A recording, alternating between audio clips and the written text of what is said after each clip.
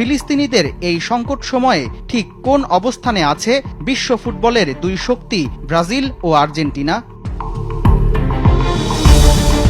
গাজায় হত্যাযজ্ঞ শুরু হওয়ার পর থেকেই ফিলিস্তিনের প্রতি সহানুভূতি দেখিয়ে আসছে ব্রাজিল সরকার। গাজা ইস্যুতে ইসরায়েলের সঙ্গে কূটনৈতিক সম্পর্ক ছিন্ন করতে ব্রাজিলের প্রেসিডেন্ট লুলা ডি সিলভা গেল মে মাসে ইসরায়েল থেকে ব্রাজিলের রাষ্ট্রদূত প্রত্যাহারের সিদ্ধান্ত নেন। এছাড়াও ফিলিস্তিনের সঙ্গে মুক্ত বাণিজ্যের ঘোষণা দিয়েছে ব্রাজিল। দক্ষিণ আমেরিকার দেশগুলোর বাণিজ্য বিষয়ক ফোরাম মার্কোসুর ট্রেড ব্লকের সম্মেলন চলাকালে ফিলিস্তিন সরকারের এক প্রতিনিধির সঙ্গে এ চুক্তি স্বাক্ষর করেন ব্রাজিল প্রেসিডেন্ট। এদিকে 2010 সালেই ফিলিস্তিনকে স্বাধীনতার স্বীকৃতি দিয়েছে ব্রাজিল।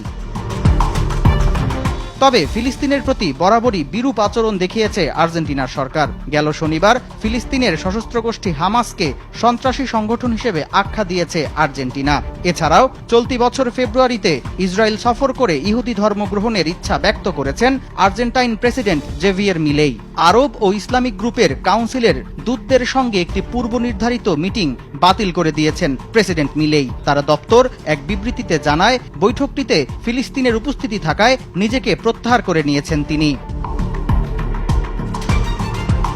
বিশ্লেষকরা বলছেন, ইসরায়েলের দখলদারিত্বের পক্ষে অবস্থান নিয়ে আর্জেন্টিনার প্রেসিডেন্ট ভুল ইতিহাসের পক্ষে অবস্থান নিয়েছেন। তবে অধিকাংশ আর্জেন্টাইন নাগরিক ফিলিস্তিনিদের প্রতি সহমর্মী।